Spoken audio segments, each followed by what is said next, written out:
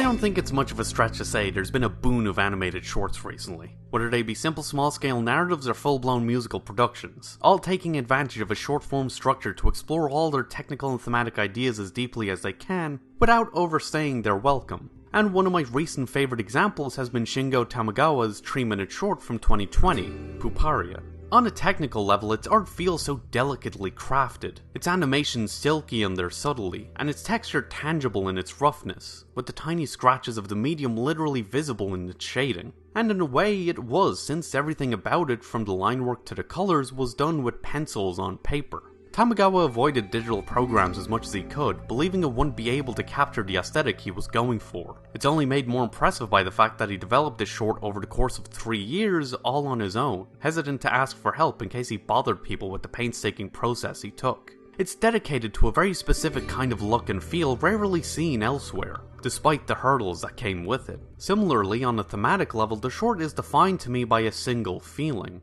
a sense of listlessness. Its characters wander through their scenes aimlessly, their expressions indifferent or unsure, as if uncertain about what lies ahead of them and how they should feel about it, to the point of barely reacting to the inhuman creatures lingering around and speeding toward them. The very name of the short comes from the term puparium, which, as far as I understand it, refers to the shell that wraps around an insect during its pupa, the last stage of its life cycle before reaching maturity. And beyond the chrysalis and butterfly-inspired imagery, patterns and designs, it seems fitting. Its uncanny world is caught between the familiar and the almost cosmically incomprehensible, as if waiting to break into its own final form. And yet those in it seem hesitant to push it forward, instead waiting for the personification of this liminal reality to do it for them, to rush towards something off-screen, toward a future we can't yet see. And I think there's a lot of ways to understand this metaphor, whether it be through something as relevant as the lockdowns that have dominated the last year as we get closer and closer to returning to some sense of quote-unquote normal, or through something as relatable as simply being unsure about where you're going in life and whether where you're headed is something you even want.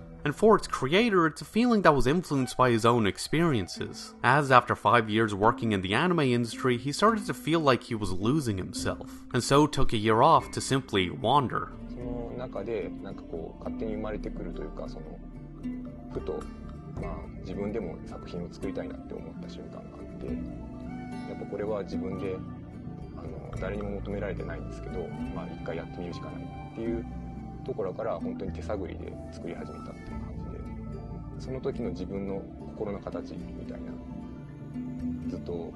浪してたというかブラブラしてた時にできていた心の形っていうものをなるべく For me, the short strongly conveys the simple feeling of waiting for one's world, literally or figuratively, to move on. And it isn't a feeling that's limited just to its runtime. Tamagawa has been open about his frustrations with the anime industry, particularly of its profit-driven mentality, something that came into clear focus for him after watching Spider-Man Into the Spider-Verse, which he felt had done with CGI what the anime industry had been trying to do with hand-drawn animation. 今の潮流とはちょっとずれてるかもしれないし、それってどうやって商業化するのみたいな。今効率化できないから手間かかっちゃうから無理だよね。なんかそっちの気持ちがあまりにも勝ちすぎてるような気がして、別にそれも大事だと思うんですけど、でも別に僕は効率化させるためにアニメを作りたいわけじゃないし、僕はなんか見たことないものがとか感じたことのない感覚みたいなものを感じたくて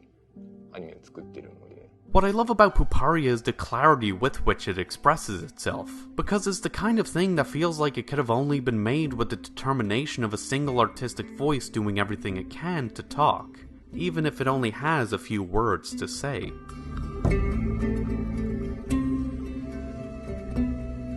And yeah, those are my thoughts. Happy April Fool's Day, with the ultimate joke of all. Something sincere. It's also a fun excuse to make another love letter video, because honestly there's a lot I think can be done with this format that I hope to do over the next year, and there's just something satisfying about making something short, sweet, and to the point, you know? Anyway, hope you are staying safe, keeping your distance, washing your hands, wearing a mask, etc. And let me know what you think, if you agree, disagree, if there's any short animated thing you've been particularly fond of lately, etc. And thanks for watching. If you enjoyed this and want to see more, then check out my last video, where I talk about the complicated nature of horror in 2D animation and the many ways I think it can create its own kind of scares. Or watch me ramble about what I think makes time loop stories so unique as a storytelling trope. And don't forget to like, comment, share, and of course, subscribe to come fly with me. Hit the bell, stay notified, follow me on Twitter for more updates, ramblings, of poor attempts at humor, follow me on Instagram for semi-regular art stuff, and hopefully, I'll see you later.